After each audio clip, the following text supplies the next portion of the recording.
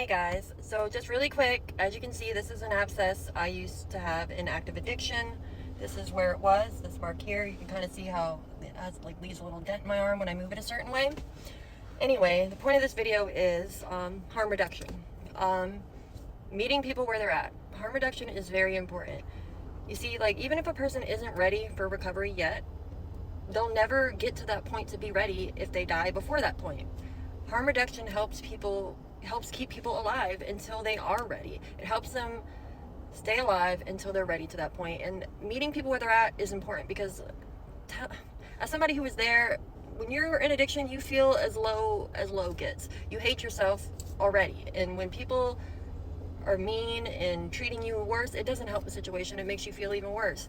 I know a lot of people seem to think tough love helps. It doesn't. Tough love literally kills. Literally. The rest of my family showed my mom tough love, but I didn't. I was there for her, and then when the time came and she reached out for help, she reached out to me, and now she'll have 2 years this August. She's been staying with me ever since.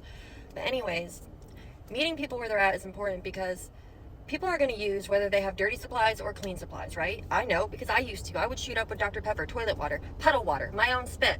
And I ended up getting cellulitis, endocarditis, many staph infections, and this was one of them. And that one was right here. It was like a double abscess, and then I had another one on my hand. Of course, we tried our best to always use clean or new supplies, but when you're desperate, you know? I used to reuse needles. I used to sharpen needles. I used to use other people's needles. It's crazy. It's not a situation where, oh, well, I don't have a way to do it, so I'm not going to do it. It's not like that with addiction. You're going to keep trying to find a way to do it till you do it. And that's even if you got to use an old beat up rig and spit toilet water. I know because I've been there.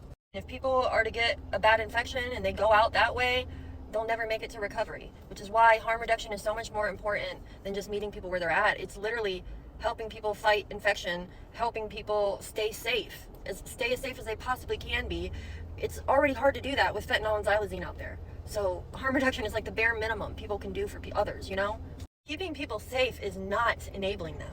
We live in a world today where so many people are getting addicted to fentanyl or xylazine on complete accident because it's under the pretense they're getting something else. Even if a person were to purposely get addicted to fentanyl or tranq on purpose, they still don't deserve to be riddled with infection. That shit hurts. That shit isn't fun. Wouldn't wish it on anybody.